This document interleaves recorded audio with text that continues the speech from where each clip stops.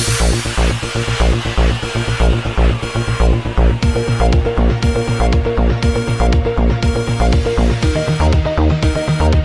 अस्सलाम वालेकुम नाज़रीन। तांलियांवाला और उसके गिरदोनवा में पिछले 9 घंटे से बिजली बंद है। पूरा शहर मुकम्मल तौर पर तारीकी में डूबा हुआ है। शहरी इस हवाले से शदीद परेशान है, जबकि वापडा एहलकारों ने अपने फ़ोन तक बंद कर दिए हैं। BBC न्यूज़ नेटवर्क के नुमाइंदा एक्सक्लूसिव अहमद बिलाल बलोच के मुताबिक तांलियांवाला के फैस को मुलाजमीन अपनी ड्यूटी से गाफिल शहरियों को हालात के रहम व करम पर छोड़कर सरे शाम ही अपने घरों को जा चुके हैं।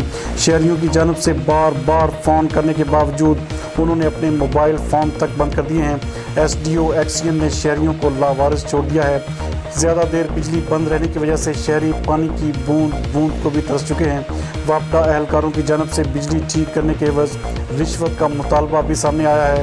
एक वापडा एहलकार जुल्फ़कार नामी शख्स अपने साथी एहलकार के हमरा शहरियों से दही भल्ले खाने के बावजूद बगैर बिजली ठीक किए चला गया। अंधेरे की वजह से शहरियों का कोई भी इस वक्त पुरसान हाल नहीं है।